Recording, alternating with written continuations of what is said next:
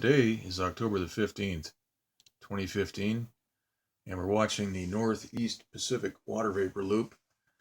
And today there was some wild weather in California, in Southern California, up in the Palmdale desert areas and Lake Elizabeth. There was a lot of hail and flash flooding through the desert areas, and that was because of this low pressure moving through the area. In greater Los Angeles, that is the downtown and the foothills and the beach areas, there was no rain. It was mostly up in the mountainous areas, the desert areas. We got to see the clouds. There's a lot of thunderheads. And so currently right now we've got about 74% humidity with about 62% or 62 degree dew point. So it was very muggy today. 62 degree dew point, 74% relative humidity. And it's just been kind of muggy from all that weather. Let's look at this here in the infrared loop. You can see all that rain moving through the area. And down here we have Tropical Depression 19E, which is being blown apart. We can see the corner of this cell being blown apart. Let's go back to the water vapor loop. Take a look at that right up here. Right up there. Right there. There's a ring right on the top of that.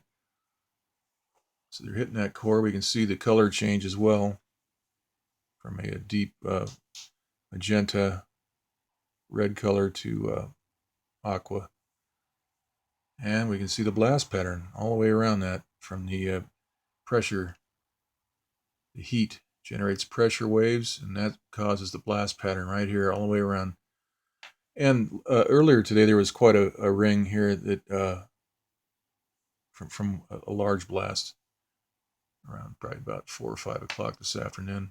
They hit that, and that ring is still visible from that event.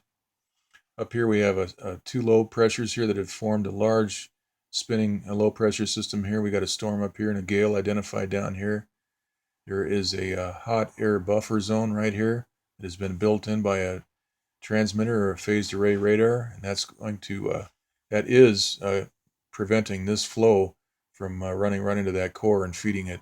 But what's happening is that this jet stream flow, which is coming down and wrapping around down here and going up into the core here, is being interrupted by the heat that they're applying right here to stop that.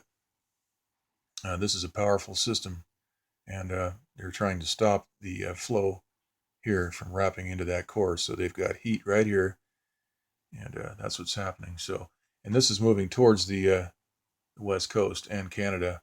We can see that. There is high pressure right here being installed. We can see some clockwise movement here, and all this dry air. So by tomorrow, this should be filled in with fairly dry air all through here to protect the west coast. So we're continuing to hear every day on the radio that El Nino is on the way, and people running these transmitters are allowing El Nino now because there is no high pressure. There was a very large high here all last season that was redirecting all that weather up and over into Canada and back down through the U.S. That's changed, and they've allowed that. Our weather is completely manipulated, and we're seeing this on a daily basis with these techniques to blow these cores out on these hurricanes and tropical storms, as well as cutting off the jet stream and redirecting weather and so forth. So they've got a lot of techniques to accomplish what they want to do.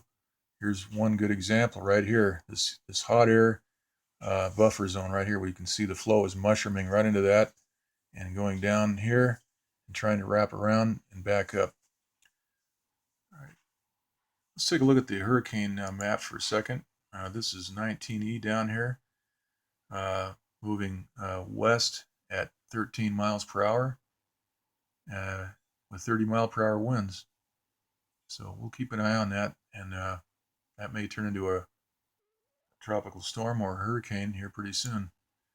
Here's a close-up of that Depression 19E. This is the water vapor loop for the East Pacific, and we can see this entire cell here is being blown apart.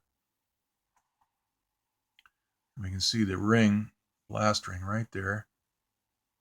And we can see the water vapor shooting out of the side right here on the east side of that, right there where the pen tip is. We can see a large area of water vapor shooting out of the side of that. Okay, and there's a blast pattern basically all the way around this entire system because it's being superheated by a microwave. A coherent microwave is probably what they're doing to instantaneously heat these cores and accomplish what they want to do, and that is to throttle the power of the system back so it doesn't develop into a Category 5 hurricane in 2 days. And that's exactly what would happen. We saw many hurricanes this season that were Category 4, and they would have been Category 5, but they were uh, pulsing them with this technique here, and that kept them uh, in check until they decided to kill them off. As they were moving towards Hawaii, we would see that they would kill these off and then put some high pressure in an area where it would redirect the storm to a different vector, different direction. Okay. All right, so let's look at the, this is the infrared loop. We can see the color change here after that's hit, right up here. So they hit the storm in various areas. The core gets a lot of different, is targeted in a lot of different places. All right, let's go ahead and look at the, this is the visible light mode. Not a whole lot to see there. That ring here was, was generated probably around 4 or 5 o'clock. Okay, let's keep going here. This is the western U.S. water vapor loop. We can get an idea of the size of that storm. That is enormous. Okay, there's actually 2 lows indicated on the pressure map within that core. The upper one is a storm, designated as a storm. So this is a hellraiser. This could cause a lot of trouble if it makes landfall. So here's a situation where you want to get a HAARP transmitter right here real fast, and that looks like what they're trying to do here between this dry air zone here and also what's happening right here. So we'll keep an eye on that and see what they do. Here is the infrared loop.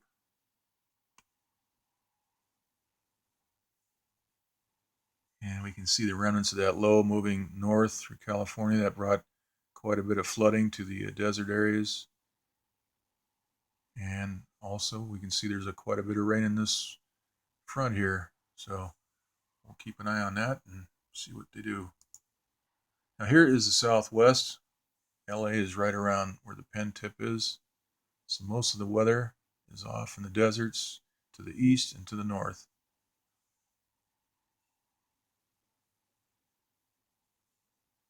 Okay, let's take a look at this in the, it's the infrared mode. All right. Okay, here's the jet stream map, and they're not showing that that HAARP transmitter that's cut off this flow. The core of those storms is right here, and so the jet stream is winding that moisture field right up into that core, and so what they've done is they've cut that off here, but that's not being indicated on whoops, let's get this thing turned over.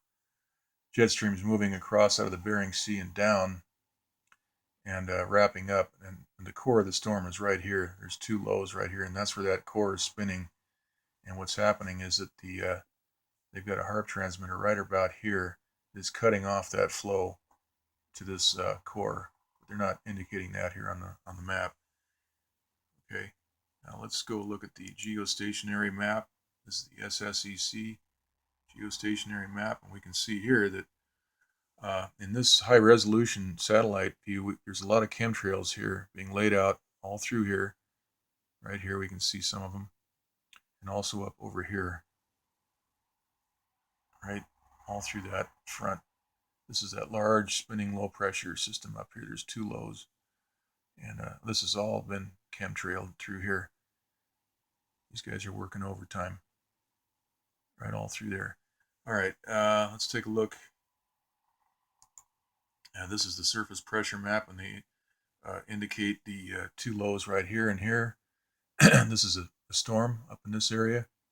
Down here is the gale, and then there's two separate fronts identified right here, and then they have a high right here, and that presumably is going to redirect this up and over, but we'll have to wait and see, because this is a very large system here, and that high is 1,017 millibar, so you're going to have to pump that up a little bit more, I think, to have any effect. Let's go back and look at the big map again. So they're indicating high pressure right here. And we'll see what happens. We got a low here too, so at any rate, that's pretty much it for tonight. We'll go ahead and do another update tomorrow.